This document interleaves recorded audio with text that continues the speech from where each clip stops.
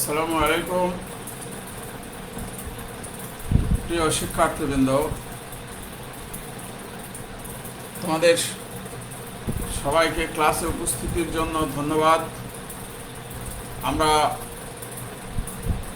গত ক্লাস মিটিংয়ের কারণে আমাদের নিতে পারিনি। এর আগের ক্লাসটা আমাদের সাপ্তাহিক ছুটি ছিল, সরকারি ছুটি ছিল। বৌদ্ধ পূর্ণিমার ছুটি থাকার কারণে আমরা গত বুধবারের ক্লাস আমরা নিতে পারি নাই। আজকে আমাদের ক্লাসের ধারাবাহিকতায়, রুটিনের ধারাবাহিকতায় আজকে আমরা দুপুর 12টায় সবাই রসায়ন প্রথম পত্র ক্লাসে উপস্থিত হতে পেরেছি। এজন্য আমরা সৃষ্টিকর্তার কাছে শুকরিয়া জানাই। প্রিয় শিক্ষার্থীবৃন্দ, তোমাদের সবাইকে আবার শুভেচ্ছা স্বাগতম জানিয়ে আমার ক্লাস আমি শুরু করছি। আজকে আমাদের বোর্ডে নিশ্চয়ই লেখা দেখে বুঝতে পারছো আমাদের পড়ার বিষয়টা কি। আমাদের নতুন এটা অধ্যায় কর্মমুখী রসায়ন। কর্মমুখী রসায়নটা আমাদের দৈনন্দিন জীবনের রসায়ন, এই জন্য এর নাম দেওয়া হয়েছে কর্মমুখী রসায়ন। আমরা এটা সিলেবাসে আমাদের আছে, তবে এখানে শর্ট সিলেবাস করা হয়েছে। 2022 সালের যারা ইন্টার পরীক্ষার্থী তাদেরও শর্ট সিলেবাস করা হয়েছে এবং সিলেবাসের মধ্যে কর্মমুখী রসায়নের শর্ট টপিক এখানে দেওয়া হয়েছে, সকল টপিক দেওয়া হয় নাই। এবং তোমাদেরকে আমি বারবার তোমাদেরকে বলেছি যে ফেসবুকে নোটিশ দিয়েছি, সেখানেও বলেছি যে শর্ট সিলেবাসের উপরে বার্ষিক পরীক্ষা অনুষ্ঠিত আগামী 15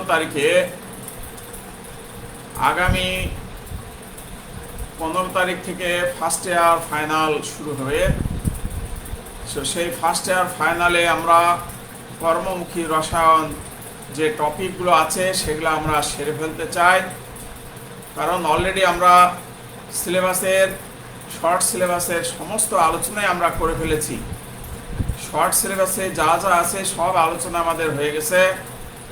আমরা গত ক্লাসে বাফার দ্রবণ পড়েছিলাম, বাফার দ্রবণের অঙ্ক আমরা মোটামুটি সবই দেখিয়েছি। আমরা এখন আমাদের সিলেবাসে শুধু কর্মমুখী রসায়নের যে আলোচনাগুলো বাকি আছে সেগুলা নিয়েই আমরা আলোচনা করব। তো প্রিয় শিক্ষার্থীবৃন্দ, তাহলে আমরা এখন শুরু করব কর্মমুখী রসায়ন। কর্মমুখী রসায়ন সম্বন্ধে আমরা তোমাদেরকে আগেই বললাম যে কর্মমুখী রসায়ন মানে হলো আমাদের দৈনন্দিন জীবনে রসায়ন। আমাদের দৈনন্দিন জীবনে রসায়ন বলতে আমরা শুরু থেকেই দেখো, ঘুম থেকে যখন উঠি, ঘুম থেকে ওঠার পরেই আমরা আগে কি করি, আগে ফ্রেশ হই। ফ্রেশ হওয়ার পরে আমরা দেখো আমরা টুথপেস্ট ব্যবহার করি দাঁত মাজার কাজে, দাঁত বা মুখমণ্ডল পরিষ্কার করার কাজে আমরা যে সাবান ব্যবহার করি, এই সাবানটা আমরা টুথপেস্ট নামে পরিচিত।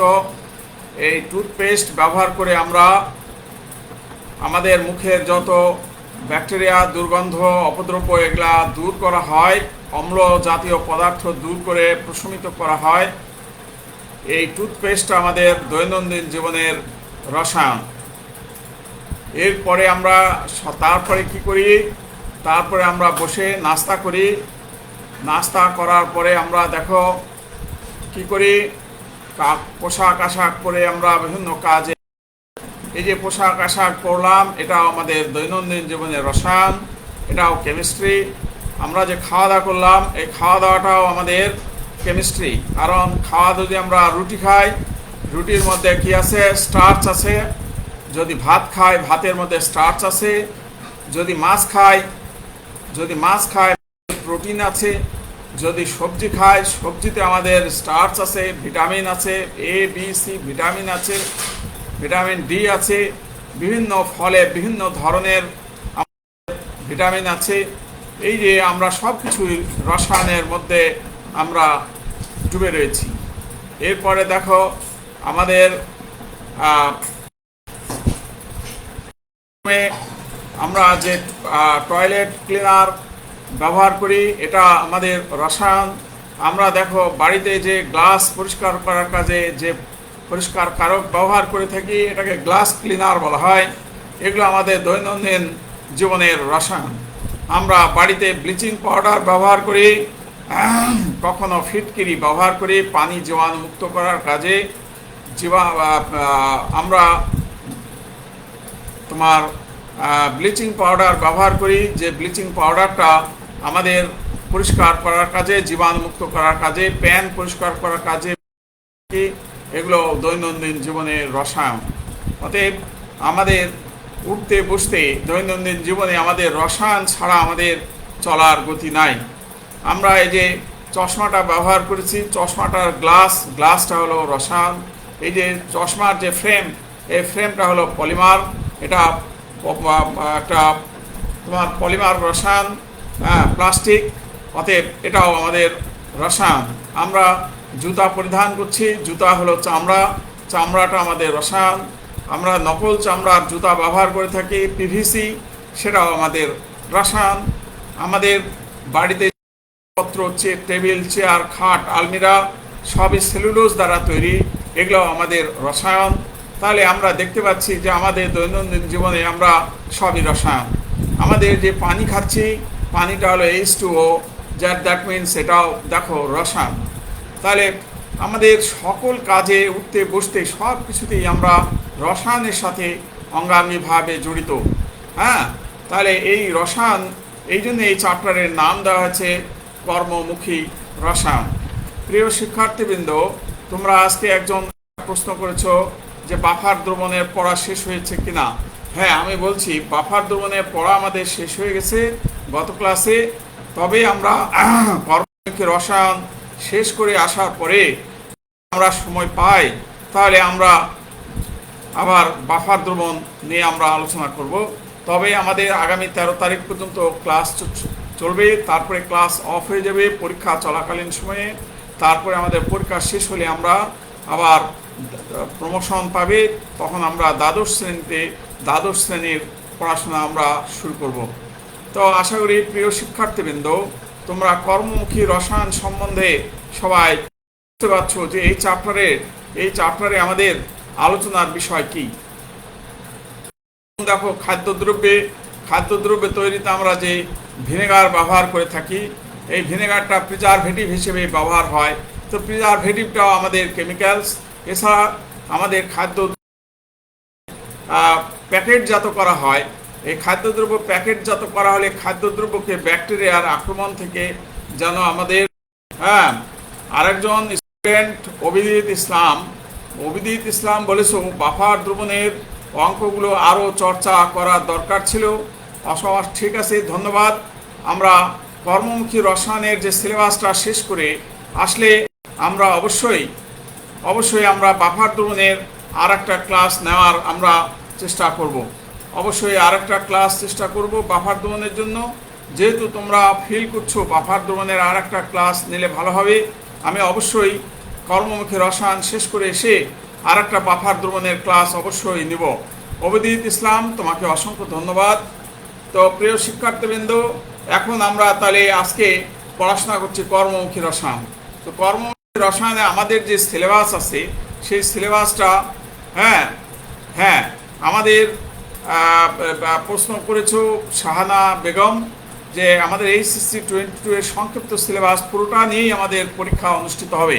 তা প্রিয় শিক্ষার্থীবৃন্দ, আমরা তাহলে এখন আলোচনা শুরু করছি রসায়ন।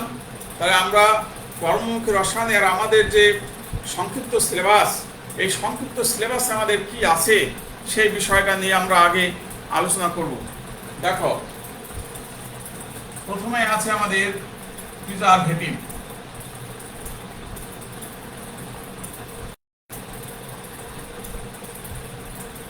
তারপরে আছে হলো তোমার ফুড অ্যাডিটিভ।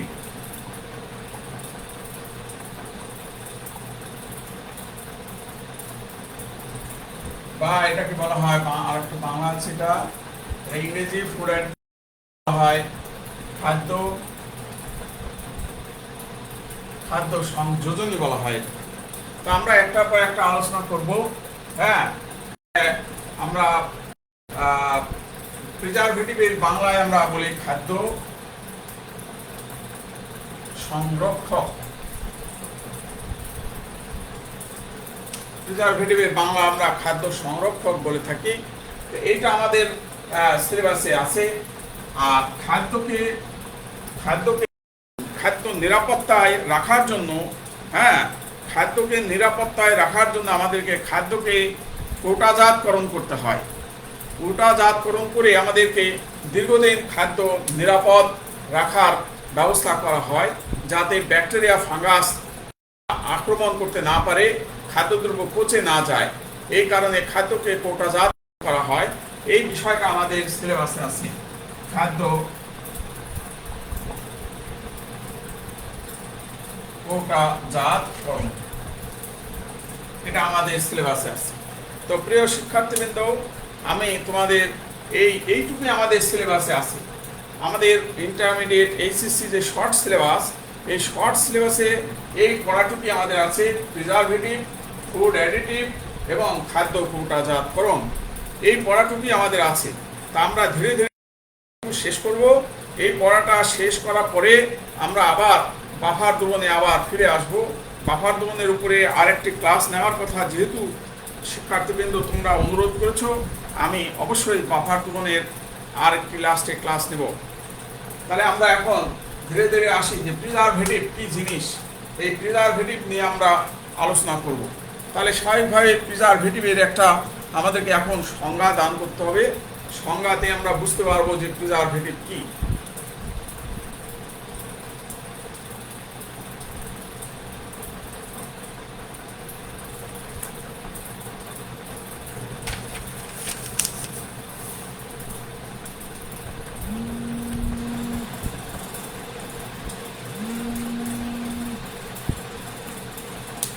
প্রিয় শিক্ষার্থীবৃন্দ, আমি 1 মিনিট সময় নিচ্ছি, একটু জরুরি।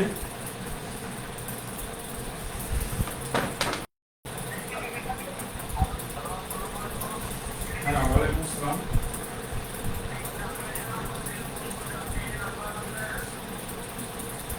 বলেন।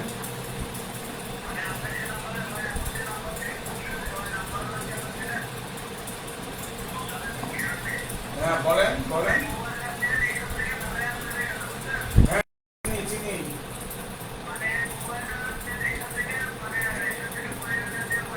আচ্ছা আচ্ছা আচ্ছা, এটা কোথায় থেকে নিতে পারি ভাই?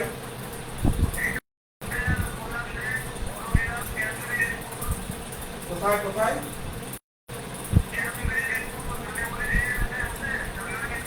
হ্যাঁ হ্যাঁ হ্যাঁ,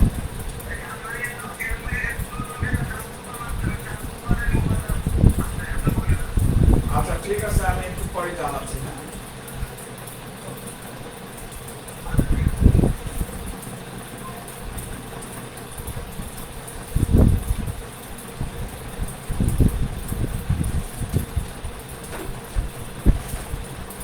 ওকে, সরি। প্রিয় শিক্ষার্থীবৃন্দ, তাহলে আমি দেখো প্রিজারভেটিভের এখন সংজ্ঞা লিখছি।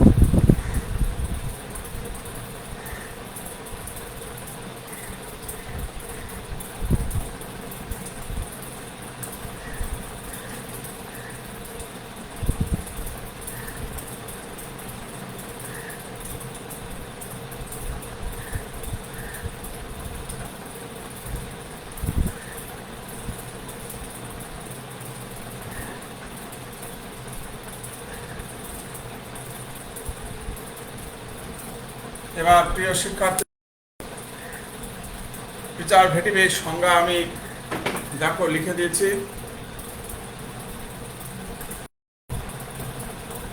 তোমরা সবাই প্রিজারভেটিভের সংজ্ঞা এখান থেকে লিখে নাও আগে।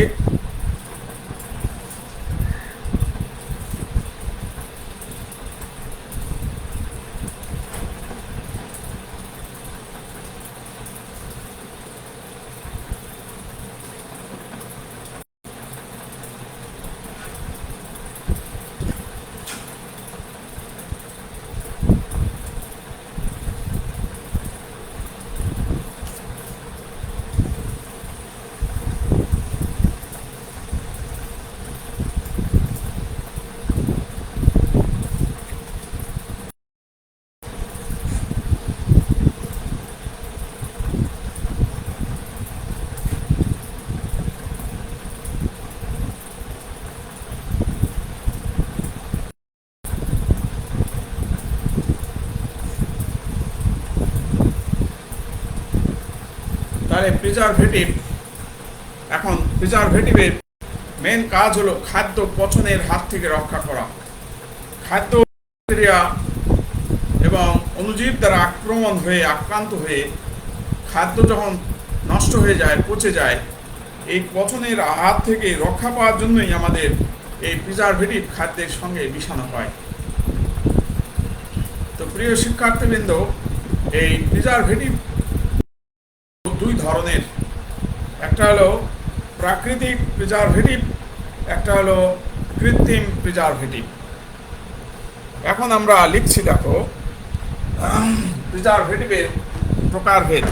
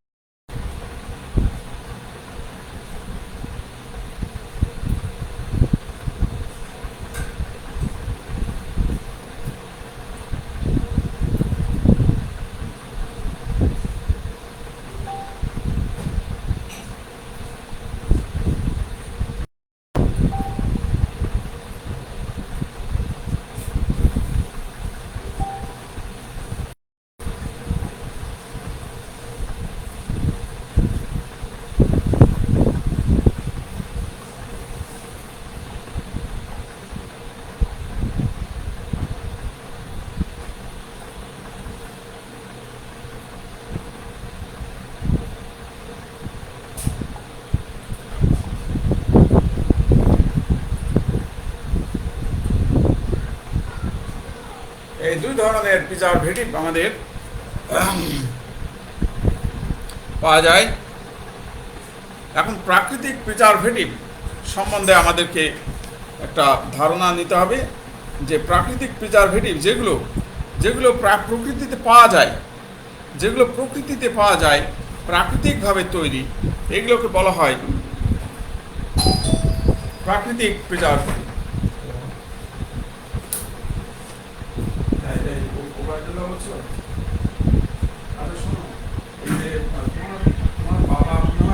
মোবাইলটা এই আমরানির চরে যে ক্যাম্ব্রিজ স্কুল আছে, ওই স্কুলের ওখানে ফেলে রেখে আসছি, বুঝছো? আমার কথা শুনছো? তোমার বাবার যে ফোন, এই ফোনটা আমরানির চর যে ক্যাম্ব্রিজ স্কুল আছে সেইখানে ভুলে ফেলে রেখে আসছে। হ্যাঁ, ওই মোবাইল থেকে ফোন দিছিল, ওইটা ওই ক্যাম্ব্রিজ স্কুলের সামনে একটা চায়ের স্টল আছে, চায়ের দোকান, ওইখানে রাখা আছে, ওইখান থেকে ওই মোবাইলটা নিয়ে নেয়। কথা বুঝতে পারছো?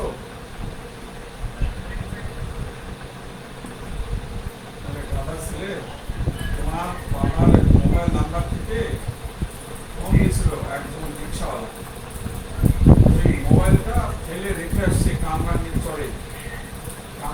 চরে রিক্সা থেকে নামার সময় ফেলে রেখে আসছে।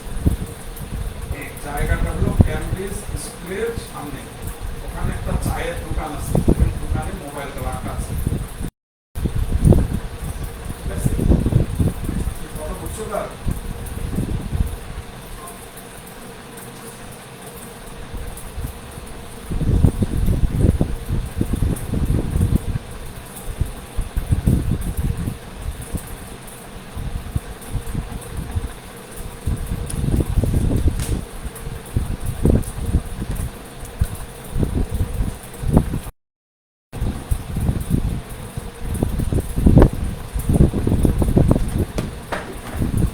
প্রিয় শিক্ষার্থীবৃন্দ, তাহলে আমরা প্রাকৃতিক প্রিজারভেটিভ কি কি হবে সেটা আমরা একটু এখন দেখব।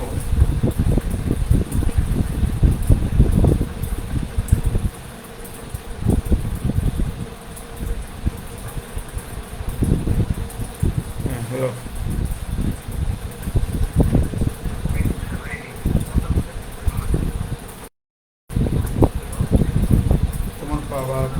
তোমার বাবার মোবাইল নাম্বার কত?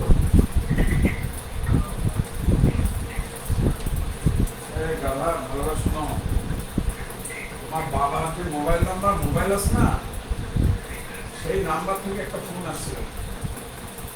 সেই মোবাইলটা কোথায় ফেলে রেখে গেছে, এটা কামরাঙ্গি চলে ফেলে রেখে গেছে রিক্সা থেকে নামার সময়। সেই মোবাইল থেকে ফোন দিয়েছিল ওইখানে কামরাঙ্গি চলে যে তোমার একটা স্কুল আছে, এই ক্যামব্রিজ স্কুল, ওই স্কুলের অপোজিটে যে চায়ের দোকান সেখানে মোবাইলটা রাখা আছে।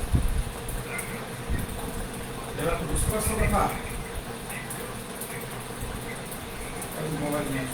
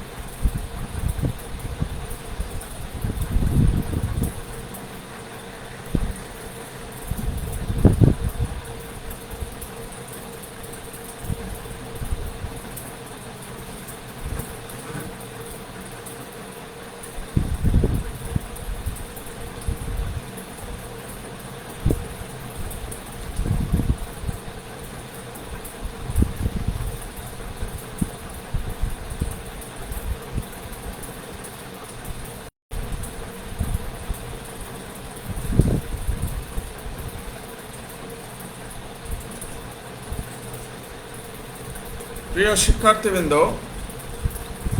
দেখো এখানে যে নামগুলো লেখা হয়েছে এগুলো হলো সব প্রাকৃতিক প্রিজারভেটিভ, মানে প্রকৃতিতে পাওয়া যায় এই প্রিজারভেটিভগুলো, এই জন্য এদের নাম দেওয়া হয়েছে প্রাকৃতিক প্রিজারভেটিভ। একটা হলো সরিষার তেল, খাদ্য লবণ, চিনির সিরাপ, ভিনেগার, পেঁয়াজ, রসুন, মধু ইত্যাদি। পেঁয়াজ, রসুন, আদা, হলুদ, হ্যাঁ, আরও বলা যাবে যে আদা, হলুদ যা আছে সবই কিন্তু সবই প্রিজারভেটিভ। খাদ্যে এগুলা ব্যবহার করা হয়, যেগুলো এগুলা প্রাকৃতিক প্রিজারভেটিভ বলা হয়। এখন দেখো খাদ্য লবণ কোথায় ব্যবহার করা হয়? আমরা যদি মাছ কিনে নিয়ে আসি, মাছটা কিনে নিয়ে আসার পরে কি করি? মাছটা কাটার পরে ধৌত করার পরে কি করি? রান্না করি 1 ঘন্টা পরে, তখন কি করি? আমরা একটু খাদ্য লবণ দিয়ে দিই, খাদ্য লবণ মিশিয়ে মাছটাকে রেখে দিই। তার মানে এই মাছটা জীবাণু মুক্ত থাকে, ব্যাকটেরিয়া আক্রমণ করতে পারে না। এই কারণেই আমরা এই খাদ্য লবণ তোমার প্রিজারভেটিভ হিসেবে কাজ করে। এটা হলো প্রাকৃতিক প্রিজারভেটিভ। সরিষার তেল দিয়ে আমরা খাদ্যকে রেখে দিই, সরিষার তেল দিয়ে মাংসকে সরিষার তেল দিয়ে পেঁয়াজ, রসুন, পেঁয়াজ দিয়ে আমরা কিছুক্ষণ রেখে দিই, যাতে এটা পচন রোধ হয়, এটা না পচে। কারণ এরপরে চিনির সিরাপ, অনেক ফল আছে, যেমন তোমার মনে করো যে আম, কাঁচা আম, লিচু, জাম, হ্যাঁ, এই সমস্ত যে ফলগুলো, এই বা অ্যাপ্রিকট, এই সমস্ত ফলগুলোকে যখন কোটাজাতকরণ করা হয়, কোটাজাতকরণ করার সময় এখানে চিনির সিরাপ দেওয়া হয়, দিয়ে ভালোভাবে রেখে দেওয়া হয় যেন পচে না, এটা খাদ্যটা যেন তোমার ব্যাকটেরিয়া দ্বারা আক্রমণ না হয়, খাদ্যটা যেন ভালো থাকে, খাদ্যের জন্য নিরাপত্তা থাকে। এই কারণে চিনির সিরাপ একটা প্রাকৃতিক প্রিজারভেটিভ। এরকম ভিনেগারও আমরা যেমন আচার তৈরি করি, আমরা যেমন গরু মাংস রান্না করার সময় ভিনেগার দেই, হ্যাঁ, খাদ্যদ্রব্যের সঙ্গে এই ভিনেগার মিশালে খাদ্যদ্রব্যগুলো তোমার অণুজীব দ্বারা সহজে আক্রমণ হয় না এবং খাদ্যটা পচে না। এই কারণে আমরা ভিনেগার রেখে, পেঁয়াজ, রসুন, মধু, আদা, হলুদ সবগুলো এই ধরনের খাদ্যকে নিরাপদ রাখার জন্য, খাদ্যের নিরাপত্তার জন্য এই সমস্ত তোমার এই সমস্ত পদার্থ হয়। এগুলা হলো প্রাকৃতিক প্রিজারভেটিভ। একজন প্রশ্ন করছে, স্যার বাফার থেকে কম কোশ্চেন করিয়েন। হ্যাঁ, এখন বলা যাবে না, এটা আমরা চেষ্টা করব। বাফার দোকানের আরও ক্লাস নেব, হ্যাঁ, টেনশনের কারণ নেই। ওকে, থ্যাংক ইউ। আমরা এখন কর্মমুখী রসায়ন পড়ছি, প্রিজারভেটিভ পড়ছি। তোমরাও প্রিজারভেটিভ পড়ার দিকে মনোযোগ দাও। এখন অন্য কোনো আলোচনা ক্লাসের মাঝে না করাটাই বেটার। প্রিয় শিক্ষার্থীবৃন্দ, তোমরা নিজেরা নিজেদের সঙ্গে কথা বললে আর কথা শুনবে কেমন করে? ওকে, এবার আমরা দেখো যে প্রাকৃতিক প্রিজারভেটিভ নিয়ে আমরা একটু কথা বলবো। আমরা কৃত্রিম প্রিজারভেটিভ নিয়ে কথা বলবো।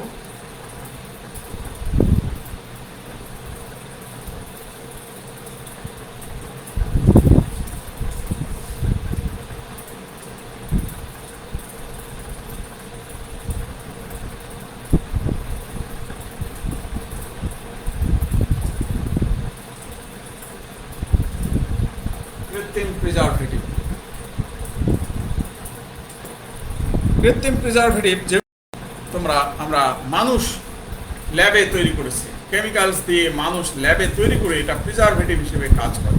এটা প্রাকৃতিকভাবে নয়, এটাকে বলা হয় কৃত্রিম প্রিজারভেটিভ। কৃত্রিম প্রিজারভেটিভ হলো আবার 3 ধরনের। আমরা সেই কৃত্রিম প্রিজারভেটিভের প্রকারভেদটা লিখে দিচ্ছি, তোমরা লেখো। নাম্বার 1 হলো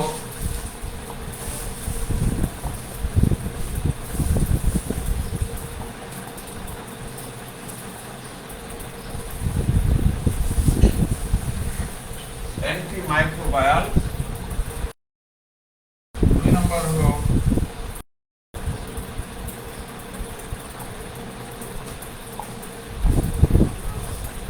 অ্যান্টিঅক্সিডেন্ট, আর একটা হলো তোমার কিলেটিং এজেন্ট।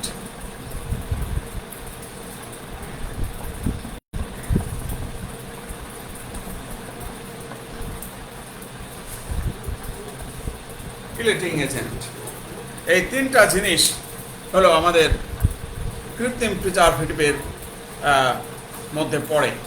এখন আমরা ধীরে ধীরে এই কৃত্রিম প্রিজারভেটিভগুলো নিয়ে আমরা আলোচনা করব, যে অ্যান্টিমাইক্রোবায়ালের কাজ কি, অ্যান্টিঅক্সিডেন্টের কাজ কি, বা কিলেটিং এজেন্টের কাজ কি, এটা নিয়ে আমরা এখন আলোচনা করব।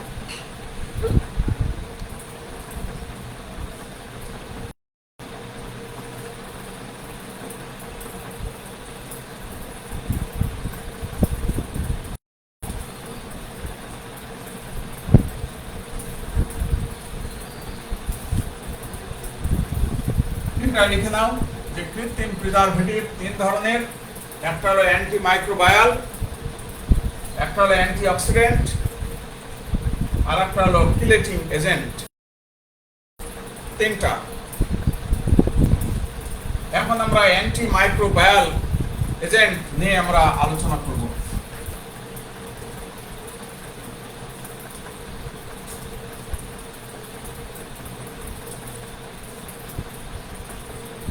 অ্যান্টিমাইক্রোবায়াল এজেন্টটা করে তোমার খাদ্যকে এটা পচনের হাত থেকে রক্ষা করে। এদের উদাহরণগুলো আমরা তোমাদেরকে আগে লিখে দিচ্ছি, তোমরা এটা লিখে নাও আগে। ব্যাকটেরিয়া, মোল্ড, ইস্টের বৃদ্ধি বাধা প্রদান করে। অ্যান্টিমাইক্রোবায়াল ব্যাকটেরিয়া, ইস্ট, মোল্ড এগুলোর বৃদ্ধি, এর যে গ্রোথ, এই গ্রোথটা বাধা প্রদান করে। এই জন্য এদেরকে অ্যান্টিমাইক্রোবায়াল এজেন্ট বলা হয়। তো অ্যান্টিমাইক্রোবায়াল এজেন্টের নামগুলো কি কি সেগুলো আমি তোমাদেরকে এখন লিখে দিচ্ছি। সোডিয়াম বেনজয়েট এবং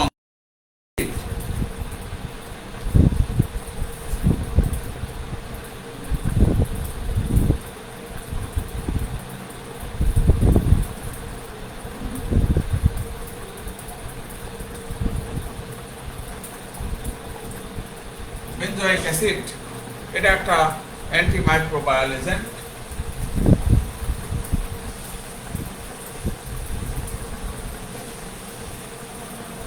এর সংকেত হলো এটা বেনজয়েক অ্যাসিড।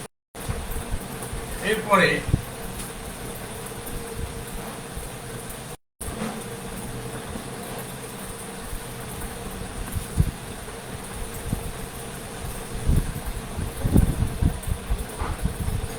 সোডিয়াম বেনজয়েট,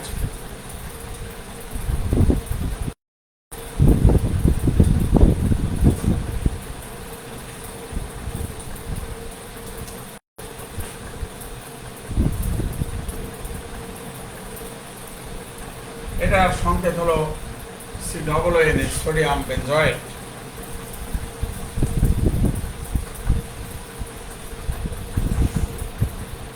এগুলো হলো তোমার অ্যান্টিমাইক্রোবায়াল এজেন্ট হিসেবে ব্যবহার করা হয়। একজন লিখছে স্যার ভিডিও বারবার আটকে যাচ্ছে।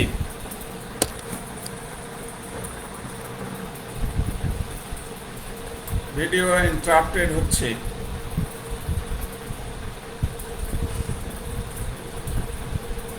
ইসরাত সাদিয়া বলছে চ্যাপ্টার 4 এর ম্যাথ পড়ান প্লিজ।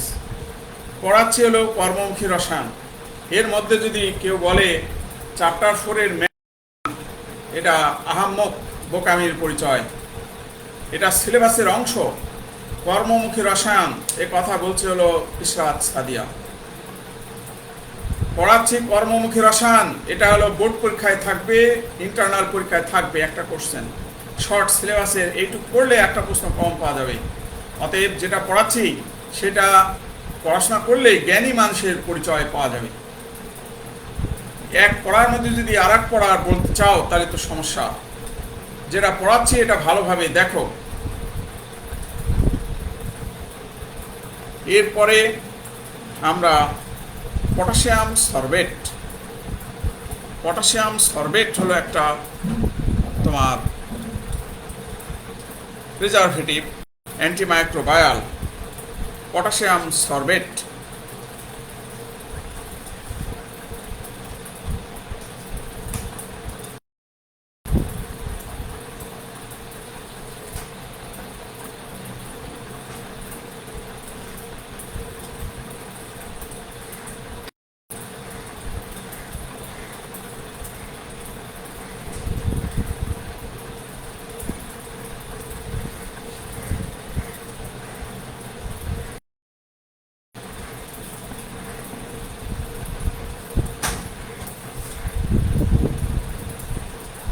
এটাকে বলা হয় পটাশিয়াম সরবেট। সংকেতটা এগুলা হলো প্রিজারভেটিভ, কৃত্রিম প্রিজারভেটিভ। এগুলা খাদ্যের সঙ্গে মিশিয়ে প্যাকেটজাত করা হয় যেন ব্যাকটেরিয়া আক্রমণ করতে না পারে। এছাড়া তোমার কৃত্রিম অ্যান্টিমাইক্রোবায়াল এজেন্ট আরও আছে। এই তিনটা ছাড়া আরও আছে, আমি সেগুলো লিখবো, তোমরা এগুলা লিখে নাও আগে।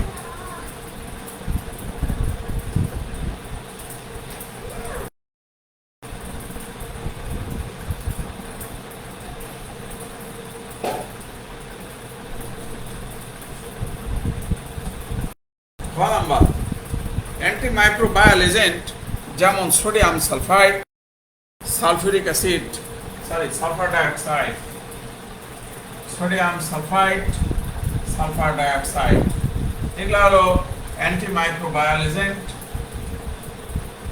দেখো 1 নাম্বার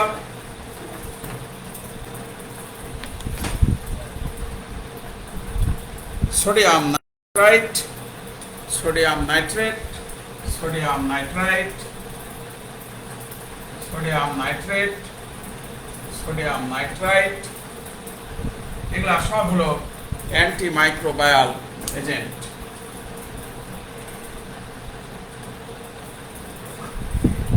তারপরে সাইট্রিক অ্যাসিড,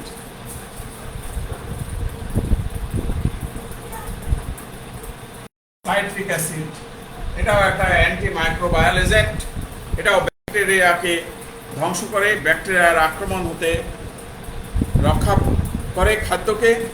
এটার সংকেত আমরা এখন দেখব।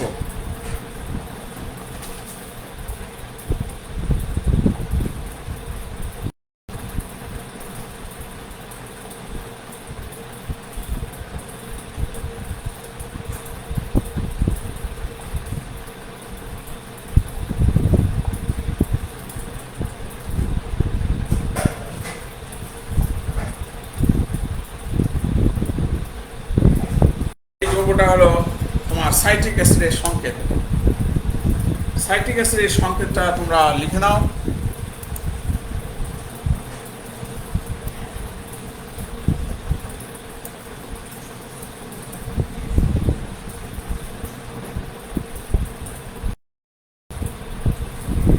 সাইট্রিক অ্যাসিডের সংকেত হলো, যে যৌগগুলোর নাম লিখলাম এই যৌগগুলো সব হলো তোমার অ্যান্টি মাইক্রোবায়াল এজেন্ট। ব্যাকটেরিয়াকে ধ্বংস করার কাজে এই কেমিক্যালসগুলো ব্যবহার করা হয়। এবার আমরা দেখব অ্যান্টি অক্সিডেন্টগুলো।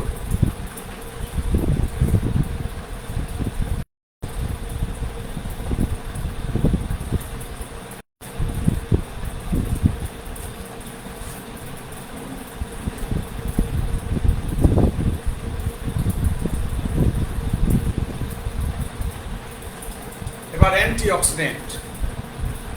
অ্যান্টিঅক্সিডেন্ট মানে যে সমস্ত পদার্থ দেখো খাদ্যকে জারণ ঘটায়, যেমন চর্বি, যেমন গরু গোশ, খাসির গোশ বা বিভিন্ন আমরা প্রাণী যখন গোশত খায়, পাখির গোশত, এগুলার যে ফ্যাট আছে, চর্বি আছে, এই চর্বিগুলো জারিত হয়ে যখন জারণ ক্রিয়া ঘটে, চর্বির পারায় পরিণত হয়, তখন এই খাদ্যটা পচে যায়, নষ্ট হয়ে যায়।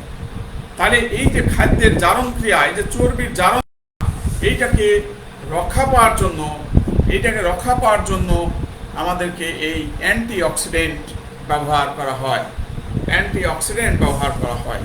তাহলে আমরা যে রাসায়নিক পদার্থ খাদ্যের জারণ ক্রিয়াকে বাধা প্রদান করে, হ্যাঁ, এবং খাদ্য সংরক্ষণ করে, তাকে অ্যান্টিঅক্সিডেন্ট বলা হয়।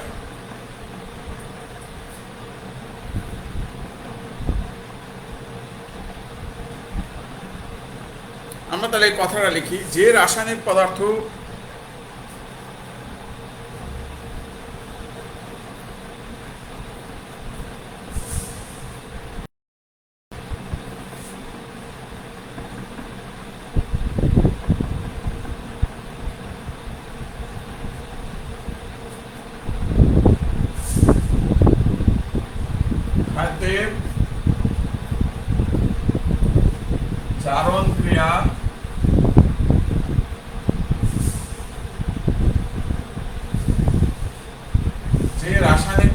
খাদ্যের জারণ ক্রিয়া খাদ্যের জারণ ক্রিয়া রোধ করে এবং খাদ্য সংরক্ষণ করে।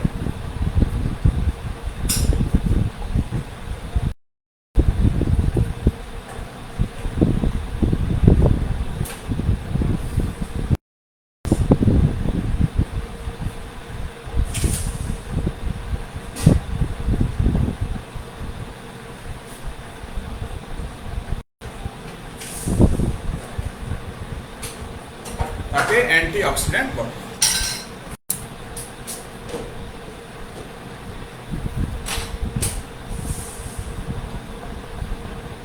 সাইট্রিক অ্যাসিডের সংক্ষেপে একটু আগে লিখে দিলাম, আবার এখন ওইটা উঠাও নাই, এটা আমাকে পরে লিখতে হবে, একটু দেখে নাও আগে। মৌমিতা ইয়াসমিন, সাইট্রিক অ্যাসিডের সংকেত একটু আগে লিখেছি, আবার বলতে হবে, একটু পরে ওয়েট করো। তাহলে অ্যান্টিঅক্সিডেন্টগুলো এগুলা, অ্যান্টিঅক্সিডেন্ট যেমন কি beta carotene, vitamin C, vitamin C, তারপরে ভিটামিন ই,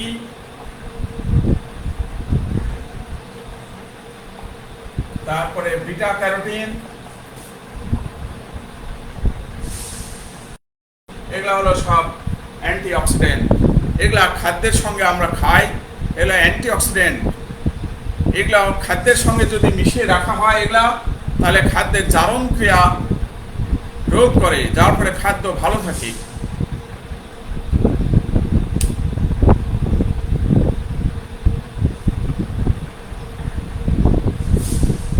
ওকে, আজকে তো আমাদের ক্লাসের টাইম প্রায় শেষ। আমরা ওকে, উবায়দ রিজভী, থ্যাংক ইউ। উবায়দ রিজভীকে অসংখ্য ধন্যবাদ। আচ্ছা, এখন আমরা আমাদের আজকের ক্লাসের টাইম শেষ। আমরা আগামী ক্লাসে আমরা এই প্রিজারভেটিভ নিয়ে আমরা আরও আলোচনা করব এবং সাইট্রিক অ্যাসিড নিয়ে আমরা আরও আলোচনা। প্রিয় শিক্ষার্থীবৃন্দ, আজকের ক্লাসের টাইম শেষ হওয়ার কারণে আমরা আজকের ক্লাসটা এ পর্যন্তই রাখছি। তোমরা সবাই ভালো থাকবে। তোমাদের সবার সুস্বাস্থ্য কামনা করে আজকের ক্লাস এখানেই শেষ করছি। তোমরা আল্লাহ হাফেজ, আসসালামু আলাইকুম।